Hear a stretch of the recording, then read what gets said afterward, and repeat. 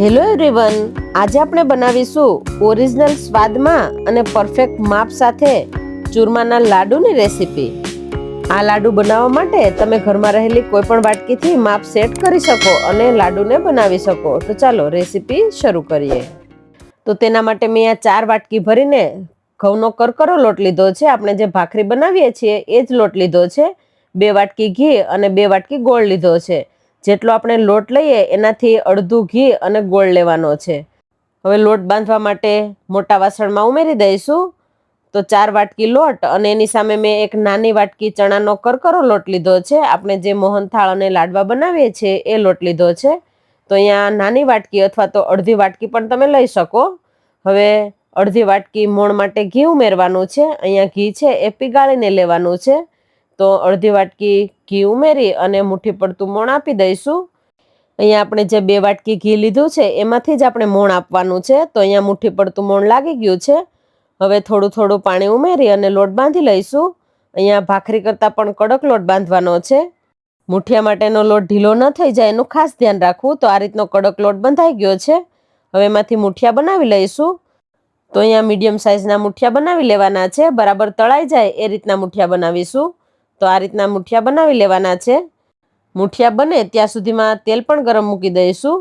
તેલ ગરમ થાય ત્યાં સુધીમાં મુઠિયા પણ આપણા બનીને તૈયાર થઈ ગયા છે। તો આ રીતના એકદમ સરસ મુઠિયા બની ગયા છે અને તેલ પણ ગરમ થઈ ગયું છે। તો હવે ગેસની ફ્લેમ મીડિયમ રાખી અને મુઠિયાને તળી લેવાના છે। મુઠિયા તળતી વખતે ગેસની ફ્લેમ લો ટુ મીડિયમ રાખીશું। એટલે મુઠિયા છે અંદરથી બરાબર તળાઈ જાય અને કાચા ન રહે। જો મુઠિયા કાચા હશે તો અંદરથી ચીકણા રહેશે।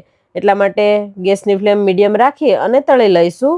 તો મુઠિયા છે એ ગોલ્ડન બ્રાઉન થઈ ગયા છે અને એકદમ સરસ તળાઈ પણ ગયા છે।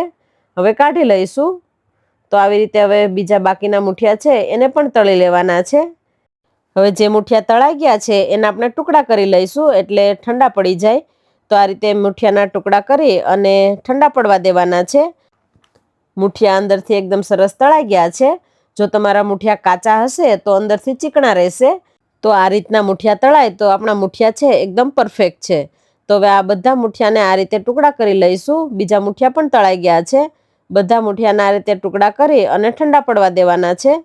ઠંડા પડે પછી આ રીતે ભૂકો કરી લઈશું। મિક્સરને ચાલુ બંધ કરીને એકદમ સરસ ભૂકો થઈ ગયો છે। હવે એક પેનની અંદર 2 મોટી ચમચી ઘી ઉમેરીશું। ઘી ગરમ થાય એટલે ડ્રાયફ્રૂટ ઉમેરવાના છે। તો અહીંયા નાની વાટકી બદામના ટુકડા, અડધી વાટકી કાજુના ટુકડા, 4 ચમચી પિસ્તાની કતરંજ, 4 ચમચી કિસમિસ અને 2 ચમચી ચારોળી લીધી છે એ ઉમેરી દઈશું। અહીંયા ડ્રાયફ્રૂટ તમારે જે પ્રમાણે ઉમેરવું હોય એ પ્રમાણે ઉમેરી શકો। 2 થી 3 મિનિટ જેવું થઈ ગયું છે અને શેકાઈ ગયું છે। હવે આપણે જે તૈયાર કરેલા ભૂકાની અંદર ઉમેરી દઈશું। ફરી પાછું 3 ચમચી જેટલું ઘી ઉમેરવાનું છે। ઘી ગરમ થાય એટલે મેં અહીંયા અધકચરો દળેલો ગુંદર લીધો છે એ ઉમેરી દઈશું। અહીંયા મેં એકદમ ઝીણો નથી દળેલો, અધકચરો રાખેલો છે। તમારે એકદમ ઝીણો દળવો હોય તો તમે દળી શકો અથવા તો આખો રાખવો હોય તો પણ તમે રાખી શકો।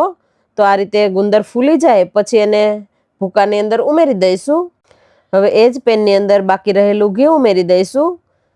એની અંદર આપણે જે 2 વાટકી ગોળ લીધેલો છે એ પણ ઉમેરી દઈશું અને ગેસની ફ્લેમ લો રાખીશું। ગોળ પીગળે નહીં ત્યાં સુધી લો ફ્લેમ પર આ રીતે હલાવતા રહીશું। અહીંયા દળેલા મુઠિયાની અંદર આપણે ડ્રાયફ્રૂટ અને ગુંદર ઉમેરેલો છે એને બરાબર મિક્સ કરી લઈશું। મિક્સ થઈ જાય પછી એની અંદર આપણે આ રીતે વચ્ચે થોડો ખાડો કરી લઈશું।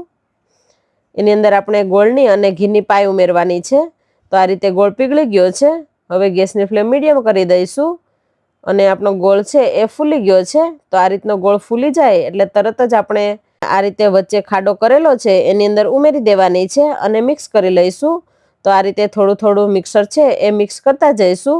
તો એકદમ સરસ મિક્સ થઈ ગયું છે।